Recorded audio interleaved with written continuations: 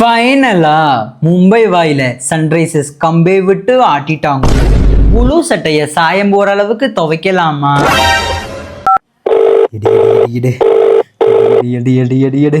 Hello hello மும்பைக்காரா, இனிமே நீங்க ஜெயிக்க மாட்டீங்க, பிளே ஆஃப் பக்கம் வரவே மாட்டீங்க. ஆனா சத்தியமா சொல்றேன்டா, நேத்திக்கு 240 ரன் அடிச்சதுக்கு அப்புறம் நீங்க தான்டா ஜெயிப்பீங்கன்னு நினைச்சேன். செஞ்சுரியெல்லாம் அடிச்சீங்களேடா. இதுல காமெடி என்ன தெரியுமா? ஒரு டீமும் ஜெயிச்சு பிளே ஆஃப் போகும். உங்க நிலைமை இப்ப எப்படி தெரியுமா இருக்கு?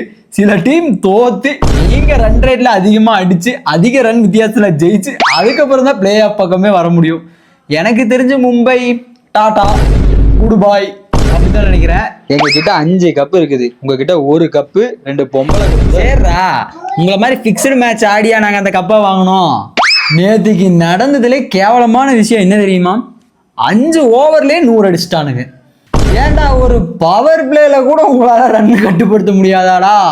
சரி, நான் ஒன்னு சொல்றேன், நல்லா கேட்டுக்கோ. சொல்லு. இன்னுமே மும்பை கம்பேக் கொடுக்கும்னு நம்பிட்டு ஸ்டோரி போட்டிருக்கீல, அதுக்கு சொல்றேன். உங்க டீமோட ஜெர்சி இருக்குல்ல, அதுல இருக்கிற லோகோ வந்து விஷ்ணுவோட ஆயுதமான சுதர்சன சக்கரம். அதை நீங்க ஜெர்சியில போட்டு பிரார்த்தனை பண்ணா கூட நீங்க ஜெயிக்க முடியாதுடா.